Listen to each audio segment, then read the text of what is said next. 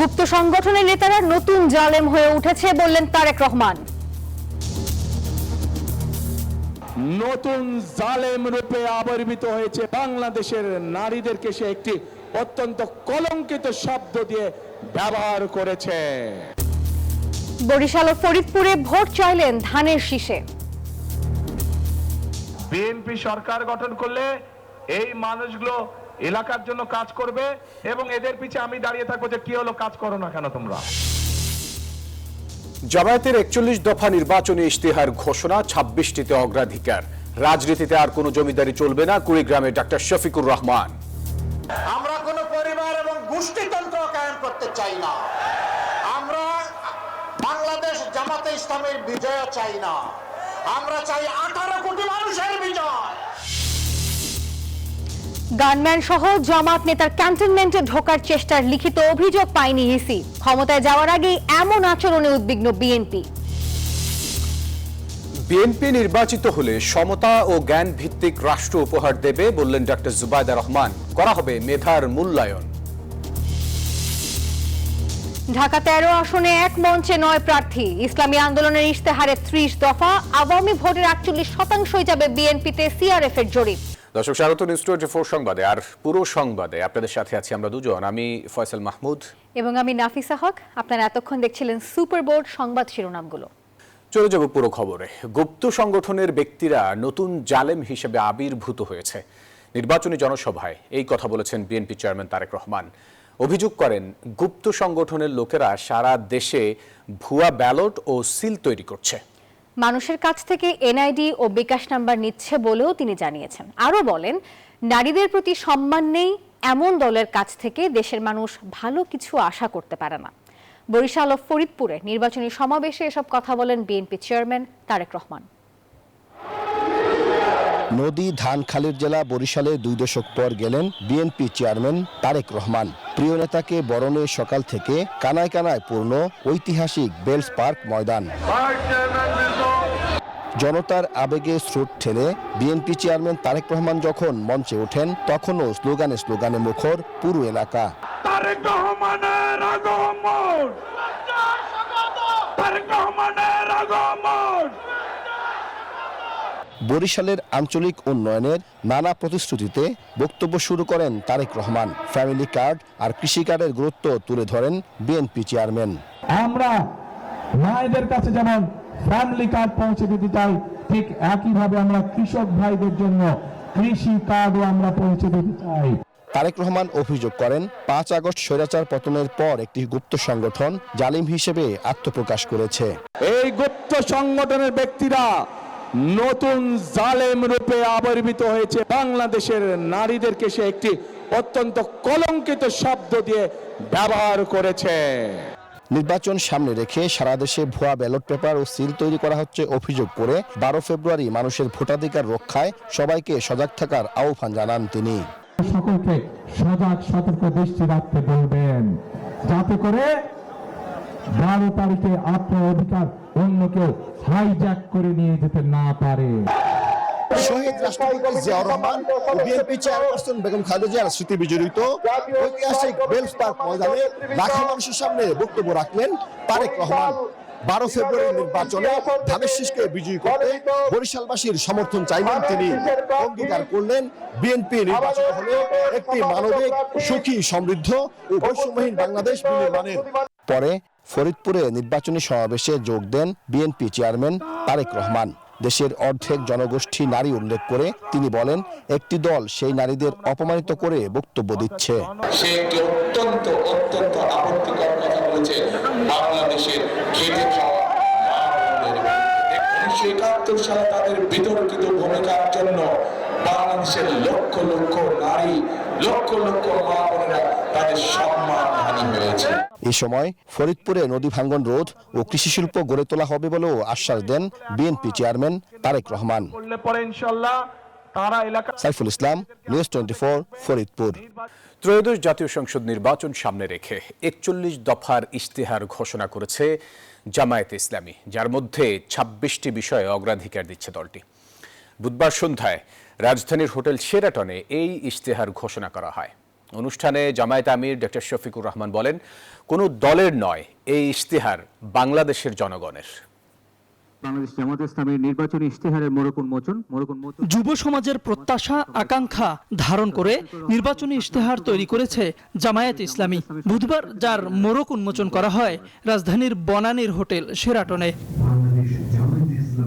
8 ভাগে 41 দফার ইশতেহার, যার মধ্যে অগ্রাধিকার পাচ্ছে 26টি দফা। এসবের মধ্যে থাকছে স্বাধীনতা, সার্বভৌমত্ব ও জাতীয় স্বার্থে আপোষহীন রাষ্ট্র গঠন, তরুণদের দেশ পরিচালনায় অগ্রাধিকার, নারীদের জন্য নিরাপদ, মর্যাদাপূর্ণ ও অংশগ্রহণমূলক রাষ্ট্র গঠন, বিগত সময়ে রাষ্ট্রীয় পৃষ্ঠপোষকতায় বিচার বহির্ভূত হত্যাকাণ্ডের বিচার নিশ্চিত করা, কৃষিতে প্রযুক্তির ব্যবহার ও কৃষকদের সহযোগিতা বাড়ানোর মাধ্যমে কৃষিতে বিপ্লব সৃষ্টি করা, প্রবাসে কেউ মারা গেলে রাষ্ট্রীয় দায়িত্বে বিনা পয়সায় দেশে ফিরিয়ে আনা। তারা স্বপ্ন দেখেছিলেন। ইশতেহার ঘোষণার অনুষ্ঠানে বক্তব্য রাখেন জামায়াতের আমির ডাক্তার শফিকুর রহমান। বলেন, এই ইশতেহার কোনো দলের নয়, জনগণের, বিভক্তির নয়, ঐক্যের। এই ইশতেহার, আমি আবারও বলছি, কোনো দলের নয়, জনগণের, বিভক্তির নয়, ঐক্যের, পিছনের নয়, সামনে এগিয়ে যাওয়ার। ডাক্তার শফিকুর রহমান বলেন, মালিক ও শ্রমিকদের মুখোমুখি করে নয়, তাদের সমন্বয়ে শিল্প গড়ে তুলবে জামায়াত ইসলামী। আমাদের যে ইশতেহার, এই ইশতেহার হবে ইনশাআল্লাহ জনবান্ধব, ব্যবসা বান্ধব, শান্তি বান্ধব, শৃঙ্খলা বান্ধব। আমরা আমাদের ব্যবসার ক্ষেত্রে অবশ্যই প্রাইভেট ভেঞ্চারকে আমরা বেশি উৎসাহিত করব, এটা দেশি এবং বিদেশি। জামায়াতের আমির বলেন, তাদের ইশতেহার নিয়ে এখনো যদি কারো মতামত থাকে তা সাদরে গ্রহণ করবে তার দল। পর্যায়ক্রমে সারা বাংলাদেশ। তাওহিদুল ইসলাম, নিউজ 24, ঢাকা। দেশের রাজনীতিতে আর কোনো জমিদারি চলবে না। আগামী 12 তারিখ হবে লাল কার্ড দেখানোর নির্বাচন, এমনটাই মন্তব্য করেছেন জামায়াত ইসলামের আমির ডাক্তার শফিকুর রহমান। বলেছেন, আগামী 13 তারিখ দেশের নতুন সূর্য উঠবে।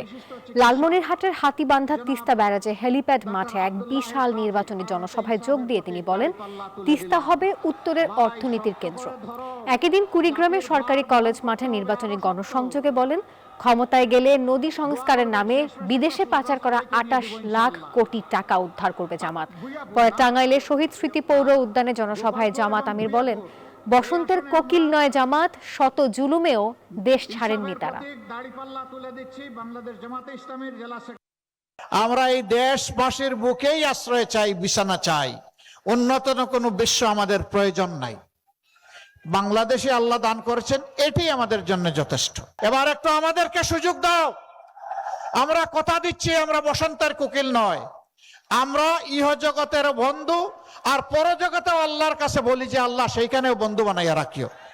গানবান নিয়ে ক্যান্টনমেন্টে ঢুকতে চাওয়া জামায়াত নেতার ভাইরাল হওয়া ভিডিওর বিষয়ে রাজনৈতিক ধৃষ্টতা বলে মনে করছে বিএনপি। ক্ষমতা যাওয়ার আগেই জামায়াতের এমন আচরণ উদ্বেগের বলে মন্তব্য করেছেন বিএনপি নেতারা। তবে ইসি রহমানুল মাসুদ এই বিষয়ে বলেছেন, অভিযোগ পেলে নির্বাচন কমিশন এই বিষয়ে ব্যবস্থা নেবে। আমাদেরকে নির্বাচন কমিশন থেকে নিরাপত্তার জন্য দিচ্ছে গানম্যান, আবার আপনি আমাকে যাইতে দেবেন না কেন? গানম্যান নিয়ে ক্যান্টনমেন্টের ভেতর দিয়ে পার হতে চেয়েছিলেন ঢাকা 17 আসনের জামাত প্রার্থী শ.ম. খালিদুজ্জামান। এ সময় সেনাবাহিনীর সদস্যরা তাকে গানম্যান ছাড়া প্রবেশ করতে বললে তর্কে জড়িয়ে পড়েন তিনি।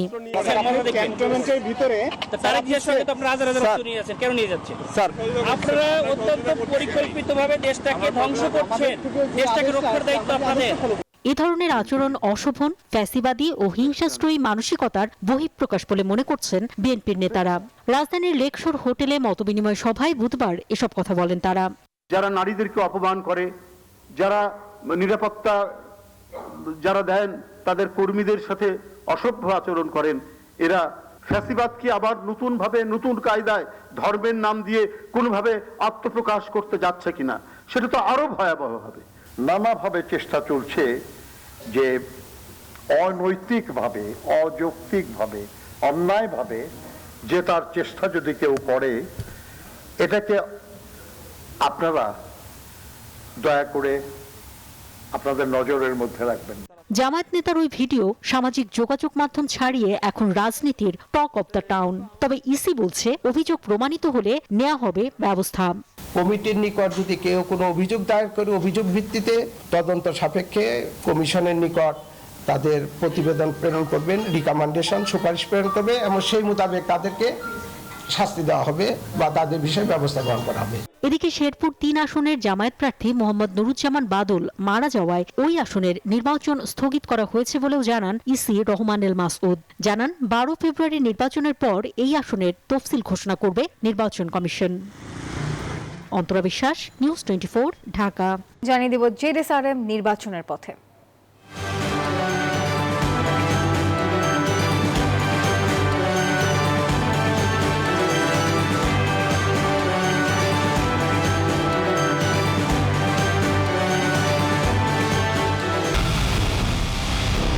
পুরো দেশের মুখে হাসি ফোটাতে নিজেকে হতে হয় স্ট্রং আর মনোবল হতে হয় স্পার্ক জিরো। জেডএসআরএম 25 বছরের পথ চলায় নিরাপদে রাখার প্রত্যয়ে।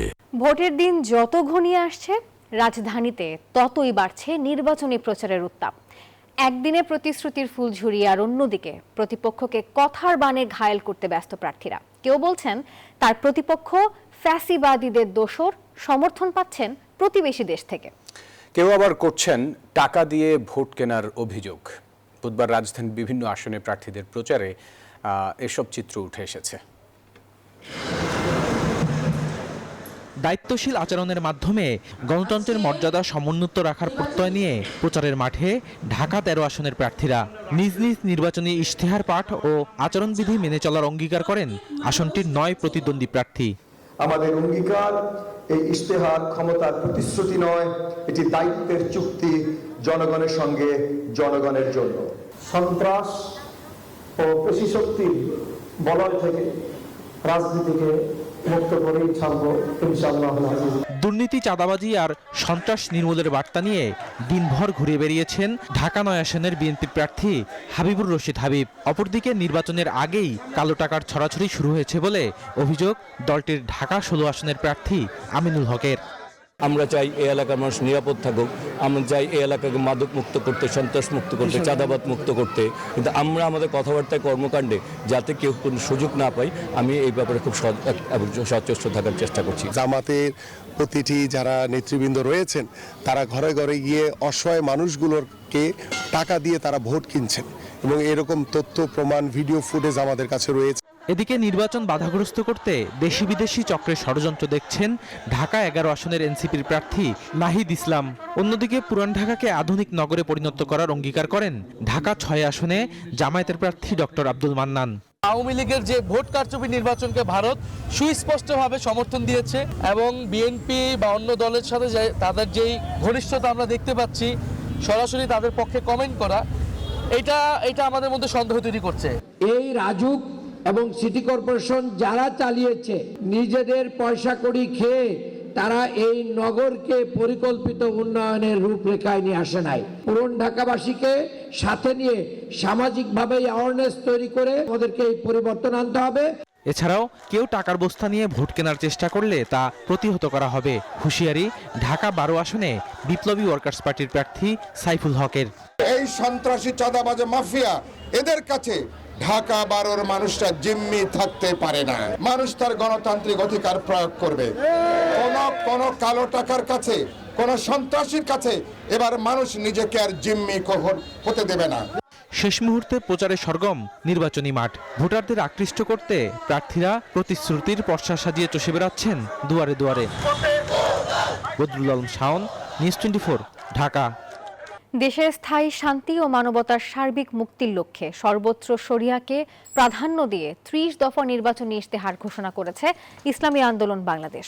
ধর্মভিত্তিক দলটি বলছে, ত্রয়োদশ সংসদ নির্বাচনে জিতে ক্ষমতায় গেলে নৈতিকতায় সমৃদ্ধ, কর্মমুখী, বিজ্ঞান ভিত্তিক শিক্ষা ব্যবস্থা চালু করবে। নারীদের শুধু সম অধিকার নয়, অগ্রাধিকার দেয়া হবে। রাজধানীর পুরানা পল্টনে কেন্দ্রীয় কার্যালয়ে আনুষ্ঠানিকভাবে এই ইশতেহার ঘোষণা করেন দলটির আমির চরমোনাই পীর সৈয়দ মোহাম্মদ রেজাউল করিম।